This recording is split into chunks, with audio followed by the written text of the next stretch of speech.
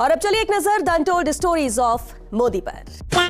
उसके बाद हमने प्रारंभ में आकर के एक काम लिया, प्रधानमंत्री जनधन योजना के द्वारा गरीब से गरीब का बैंक अकाउंट खोलना। जोर जोर से बोल के लोगों को स्कीमें बता दे। उस समय लोगों को समझ नहीं आया कि मोदी बैंक अकाउंट खोला कौन रहा है। अब लोगों को समझ आएगा कि इस बैंक अकाउंट का क्या फायदा होने वाला है। मैंने तुमको कहा था कि जीरो अमाउंट से आप खाता खोल सकते हैं। एक बार आपका बैंक में पैर आना चाहिए, बस ये आर्थिक व्यवस्था में कहीं आप भी होने चाहिए। और इस देश के 20 करोड़ लोगों को हमने रुपए कार्ड दिया है, डेबिट कार्ड दिया है, और ये आज से 1 साल पहले किया हुआ है। Wake up to reality. आज तक डिजिटल ब्रेकिंग पर बड़ी खबर। एटीएम से पैसे निकालना होगा महंगा। हर ट्रांजैक्शन पर देने होंगे 19 रुपये। 1 मई से लागू होगा नया चार्ज।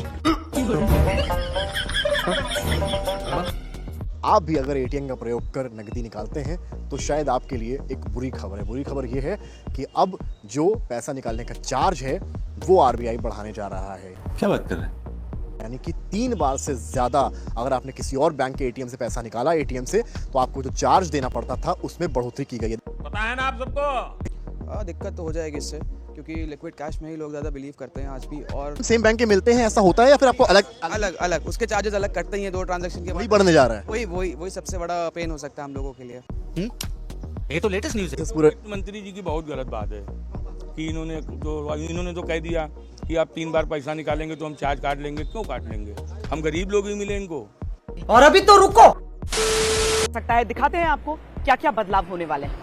इस नियम के साथ अब ये जुड़ने जा रहा है कि तय सीमा के बाद दूसरे बैंक के एटीएम से प्रति ट्रांजैक्शन अब तक जो 17 रुपए लगता था उसकी जगह अब 19 रुपए लगेगा। ये क्या हो गया? ये क्या सुन रहा हूँ मैं? इसी तरह किसी दूसरे बैंक के एटीएम से आपने अपने बैंक खाते का बैलेंस चेक कर लिया तो अब 6 रुपए की जगह 7 रुपए हर बार कट जाएगा। समझ रहे हो?